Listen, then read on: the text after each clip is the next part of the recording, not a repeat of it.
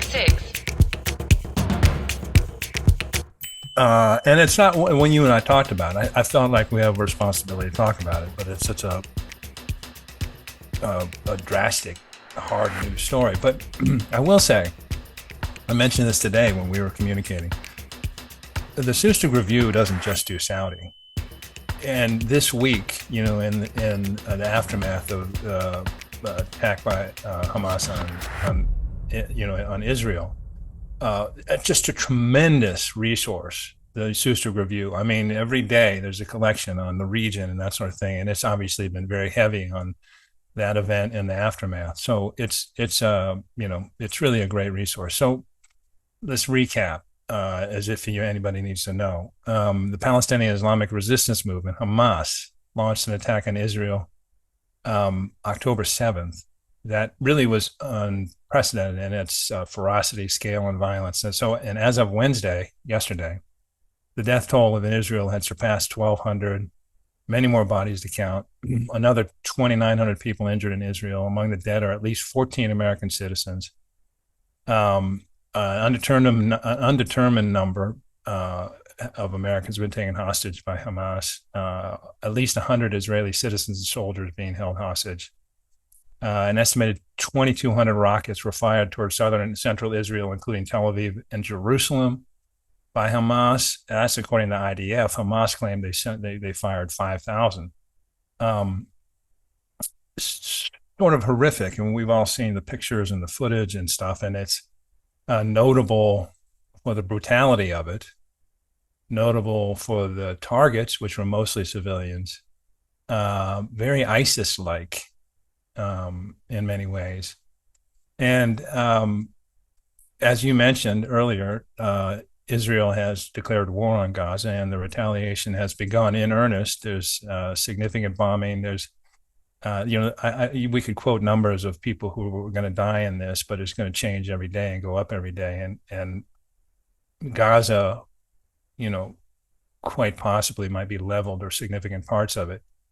And I think if you read the Acoustic Review, we've included any number of analyses, commentary, reporting, and many people who listen to this show would have read it on themselves, not Acoustic Review, but other reporting. And there's a lot of opinions. There's a lot of commentary. Obviously, there's a lot of surprise.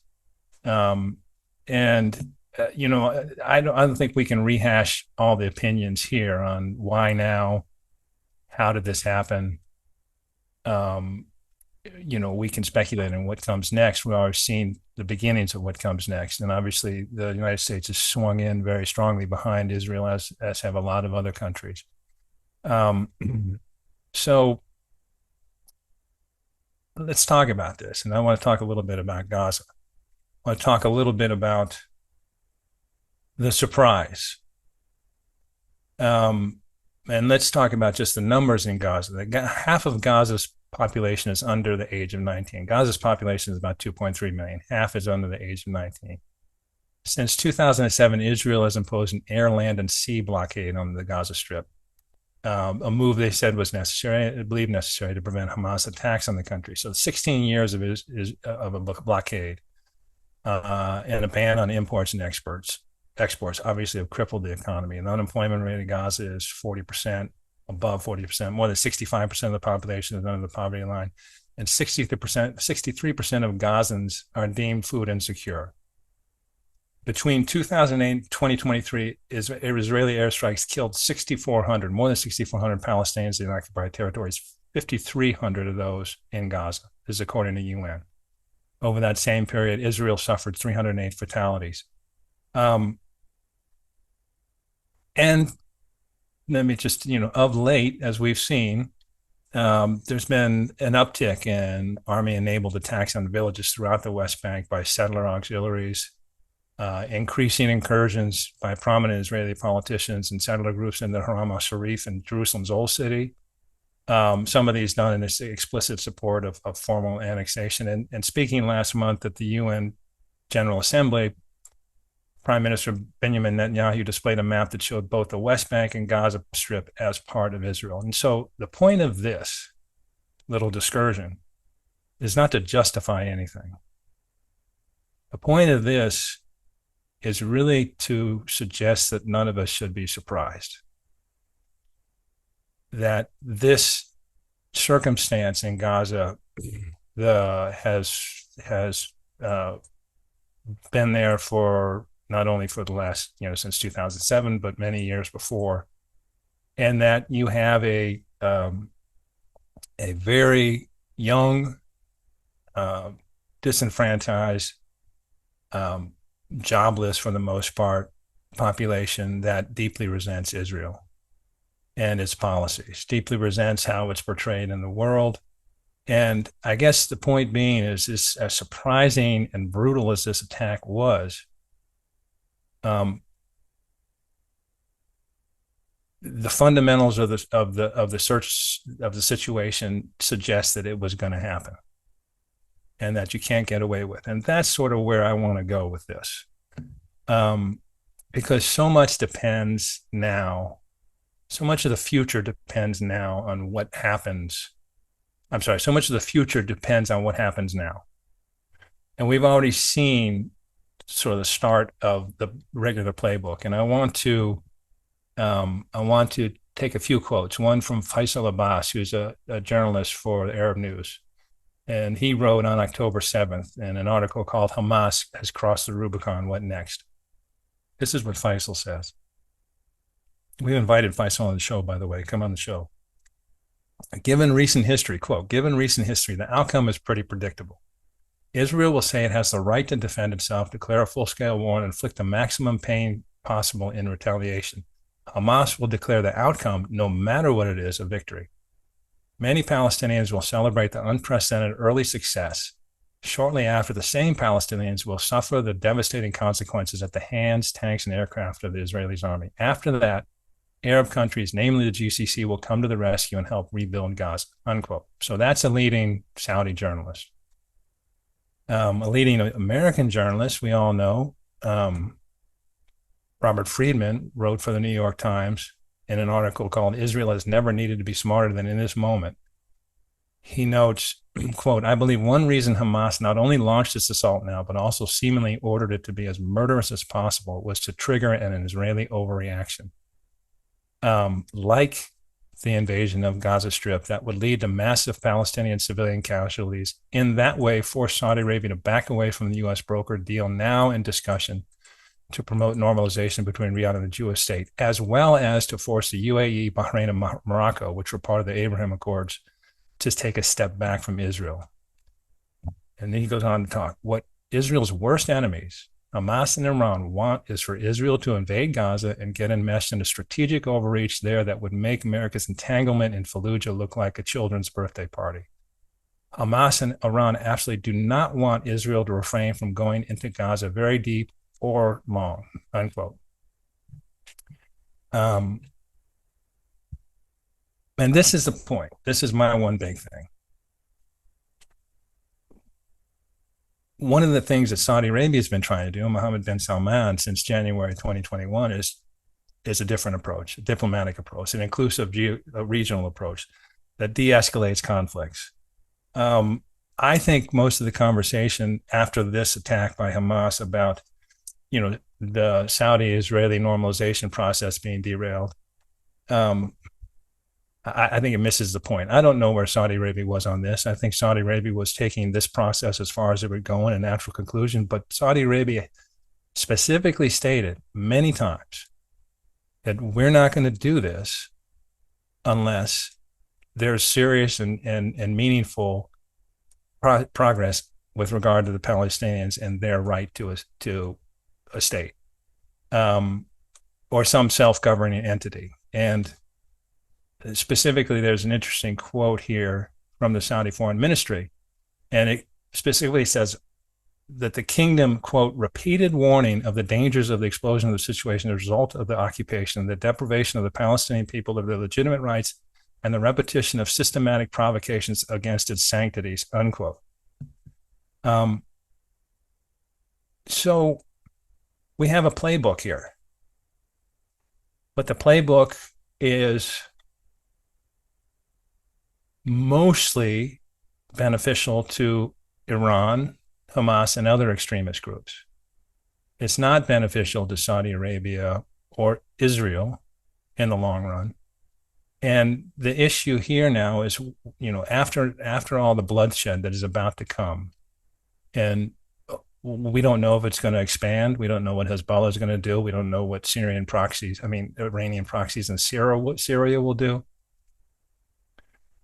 But if it can be, after what happens, my sincere hope is that the playbook is thrown out, because the playbook is, to this juncture, has been an Israeli unwillingness to really come to any kind of equitable or lasting solution to the problem. And obviously they're dealing with, terrorist organizations. Hamas is a terrorist organization that does not want Israel to exist. So it's not like they're dealing with nobody. These are very malevolent, violent entities that want to see Israel removed. So it's not that simple. But the point is what this attack did was sort of reaffirm what everybody knows, is that this unsustainable situation. And Israel can't reasonably hope to have normalization within the region with key GC states and other states until this is resolved meaningfully and equitably. Saudi Arabia has tried to, is trying to be diplomatic about this. It's talking, Mohammed bin Salman talks a lot about civilian casualties and trying to protect civilians. But, out there on the table, as we know, is the Arab Peace Initiative, first mooted in 2002. And it's the working framework.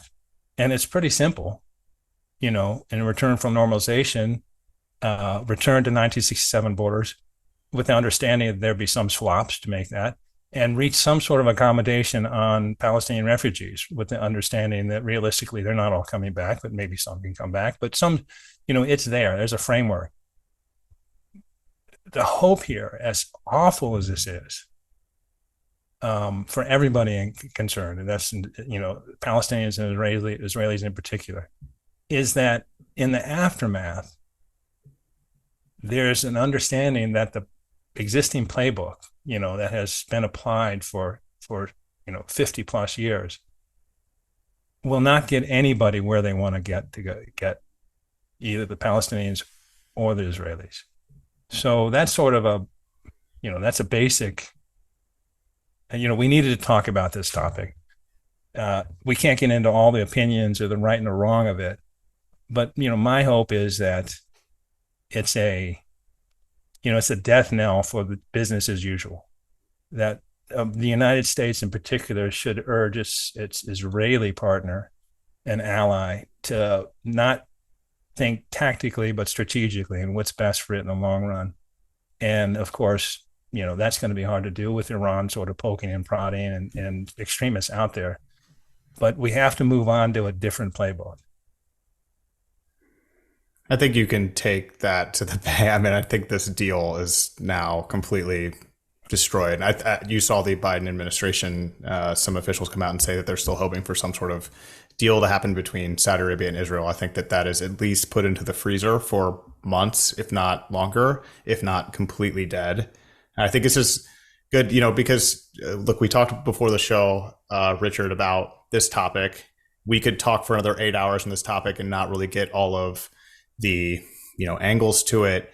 Of course, what you're seeing Correct. Online is a true lack of nuance and a very disappointing sort of this side versus that side. And there's one right side and there's one wrong side, depending on who you are and where you are. And it's tough because it's like, how can we fairly weigh in on something so meaningful to millions of people? And for me, I'm so personally so distant from this situation, for which I feel so enormously fortunate.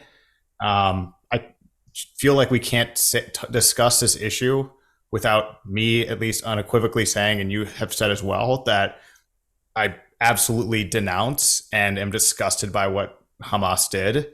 It's murder and it's senseless violence against women and children. It doesn't matter if The other side, the Israelis have been doing it for millennia. It doesn't matter to me because two wrongs never make a right. And what I saw was horrible. And I think I don't really want to engage with anybody who is not going to agree with me on that because it's never okay to do that. And, so I mean, that was horrible. I'm sad to see it. At the same time, you also have to say, like, half of Gaza's 2 million people are under the age of 19. This is all they've known their whole life is Israeli occupation, blockades, rockets falling from the sky, Hamas rule. I mean, you just can't speak about this issue in a vacuum. That's why it's very tough. Mm-hmm. I say unequivocally that I'm absolutely against this attack. It was horrible. I'm absolutely against an overreaction from Israel that involves the killing of innocent women and children. If you want to be on the right side of this issue, you can't do the exact same thing as your enemy is doing. And I think that is very wrong. I mean, this is a conflict, though, that we do need to discuss because it ropes in every single country in the region and is on the front page of the New York Times and the Washington Post and the Wall Street Journal, a full page wide story with many other stories. It is a huge deal. Israel is calling it's 9/11. I mean, that's a big deal. And now, like, we engage in discussions about things in Saudi Arabia, and mostly they are, business and trade and some diplomatic. And we discuss it because we are studying this topic and subject, and we're pretty far into it. We do this podcast every week. This issue will touch almost every issue in the Middle East that we discuss in this podcast going forward. So how can we ignore it? So, Richard, I think that was a really, really good one big thing. And, I don't want to go too much into how I feel about it because I don't have anything good to say. I don't think anybody really cares what I have to say. But, the senseless violence against women and children on both sides, I think must be denounced. That's a very low bar to clear. I expect people to clear that bar if they want to discuss things with me or if we want to engage on social media about this issue. Like, if you can't say that what Hamas did was wrong, then, like, I don't want to discuss it with you.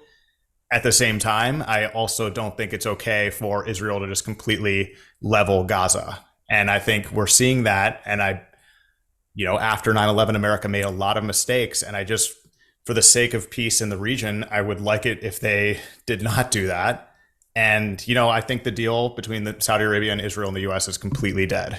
And now I don't know what's going to happen next. So that's all I have to say about this issue. It's not my forte. Well, no, So I think that's a very good point, and it makes clear what I think we both believe is that we're removed from it. There's enmity and hatred and distrust on all sides, and behavior, really